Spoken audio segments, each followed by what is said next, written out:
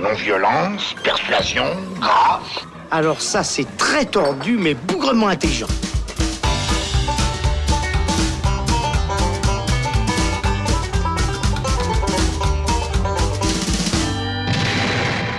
Salut les cinéphiles, bonjour à tous et bienvenue dans le Shot pour parler de Minuscule 2, les mandibules du bout du monde, suite des aventures folles des coccinelles et des fourmis imaginées par les Français Thomas Sabot et Hélène Giraud. À la base, Minuscule, c'est une série télé muette créée autour de ces insectes rigolos qui a été déclinée en long métrage en 2014, souvenez-vous, ça s'appelait La Vallée des fourmis perdues, qui était une excellente surprise d'ailleurs dans l'animation française, qui a donc créé quelques attentes autour de ce deuxième volet. On va voir ce que ça vaut avec Thibaut Ducret qui sert aujourd'hui ce Shot. Salut Thibaut. Bonsoir. Thibaut, qu'est-ce que tu as pensé du coup de ce Minuscule 2 ? Est-ce qu'il était à la hauteur du premier ? Il me semble que tu avais eu comme moi une belle surprise à la vue du premier. Ouais, complètement. Pour moi, Minuscule, c'est un projet qui déjà dès le départ, dès la série télé en fait, détonnait pas mal puisque, comme tu l'as dit, c'était une série muette. Le titre de la série, c'était La vie privée des insectes. Ouais. Et le concept, c'était justement d'explorer le quotidien des différents insectes des campagnes françaises. Et le truc intéressant, c'est que c'était un truc hybride au niveau technique, puisque le décor était filmé en prise de vue réelle. C'était exact. Vraiment la campagne filmée directement. Et on incrustait là-dedans, en animation 3D, des insectes, justement, qui vivaient tout un tas d'aventures. C'était des épisodes très courts, il me semble. Oui, alors de base, c'est un format court, justement, des épisodes de 3 à 5 minutes, avec un côté assez cartoon au niveau des personnages, mais aussi qui osait du contemplatif par moment. Mmh. Et du coup, ça fait qu'on a quelque chose qui tranchait vraiment des séries d'animation habituelles. Et c'est quelque chose que Thomas Sabot et Hélène Giraud avaient réussi à conserver dans le long métrage. De base, on pouvait se poser la question... Est-ce que ça vaut le coup de faire 1h30, 2 heures est-ce qu'il y a moyen dessus, d'en faire un long métrage ? Parce que déjà, si on conserve les principes de base, ça reste assez risqué quand même de faire un long métrage d'animation entièrement muet, puisque dans les productions labellisées pour enfants, on a plutôt tendance à avoir des trucs assez hystériques et hyper... du blabla assez continuel, quoi. Et aussi, effectivement, puisqu'on avait au départ des petites pastilles assez courtes, très efficaces, mais voilà, on pouvait se demander est-ce qu'il y avait vraiment de quoi raconter une histoire. Puis en fait, en y regardant un peu plus près, on pouvait voir qu'il y avait dans les derniers épisodes de la série justement des tentatives de récits un peu plus longs, un peu plus élaborés. Il y avait par exemple un épisode d'une dizaine de minutes qui proposait une espèce de relecture de Roméo et Juliette entre les fourmis noires et les fourmis rouges. Et finalement, il y avait une espèce d'évolution. On pourrait approcher ça un peu de Kaamelott, si on veut, qui était aussi à la base un format très court et qui a proposé des épisodes de plus en plus longs et qui là va aussi finir au cinéma. Justement, en 2014, avec le film La Vallée des fourmis perdues, Giraud et Sabot avaient réussi, je trouve, à transformer la proposition de base en long métrage, à raconter une vraie histoire sur la longueur. Et en cinéma aussi, c'est ça qui est très drôle, parce que ça prenait vraiment des codes de genre spécifiques, comme le film de guerre, etc. Exactement. Ce qui était intéressant, c'est qu'ils arrivaient vraiment à dépasser le simple programme pour enfants, parce qu'on conservait cette proposition de base avec des insectes tout mignons, mais il y avait un nombre assez dingue de renvois au cinéma de genre et à des gros blockbusters, notamment.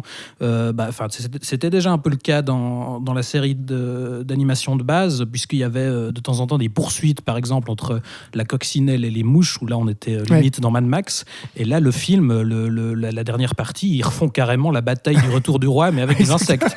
Et donc c'était quelque chose qui a du coup été un vrai succès public et critique, parce que les enfants, évidemment que ça leur plaît, parce qu'il c'est vraiment une proposition intéressante, et les adultes s'y retrouvaient aussi grâce à ça. Et du coup, ça a été vraiment un vrai succès qui a reçu pour le coup aussi d'ailleurs le César du meilleur film d'animation.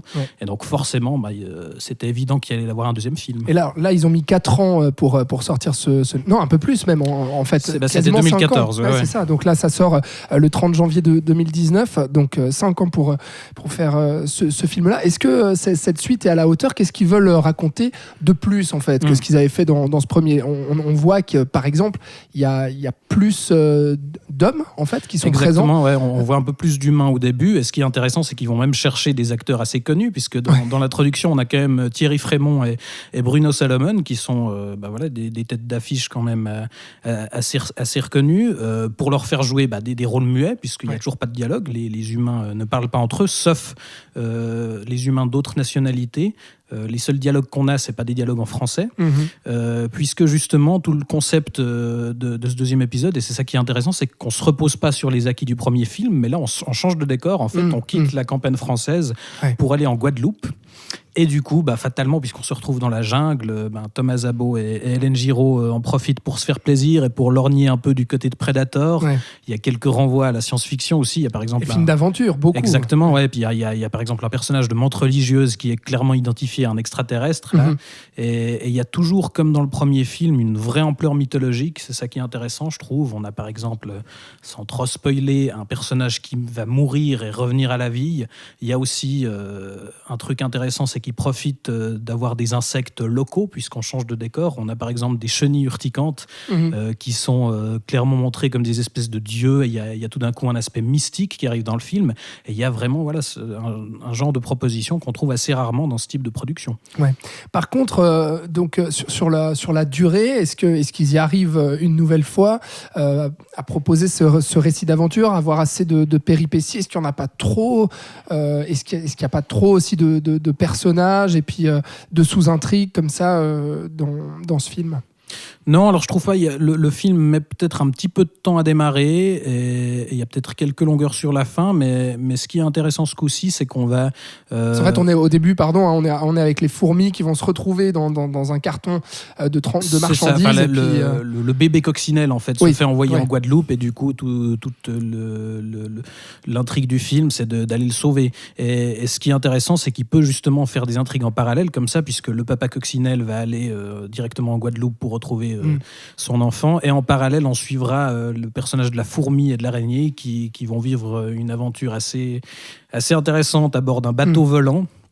Et je trouve que justement ils osent encore plus de choses, ils se font encore plus plaisir, tout en conservant les principes de base, puisqu'on n'a toujours pas un truc hystérique ni bavard. Ils tiennent leur concept, et même la mise en scène qu'on pense pas non plus, en surdécoupant les scènes pour être sûr de ne pas perdre les pauvres petits enfants qu'il faut absolument bombarder d'informations visuelles. Non, là on ose toujours la lenteur et le contemplatif, et il y a toujours pas mal de cartoons, mais c'est un film qui ose aussi prendre son temps. Ouais. Voilà, un des petits défauts que je trouve dans ce film, et qui était déjà visible, je trouve, dans le premier, mais peut-être un petit peu moins gênant, c'est en fait l'identification des personnages, puisque les coccinelles et les fourmis sont difficilement reconnaissables, différenciables surtout en fait, puisqu'elles ont toutes la même couleur, etc. On les différencie surtout par la taille, notamment le papa et le fils.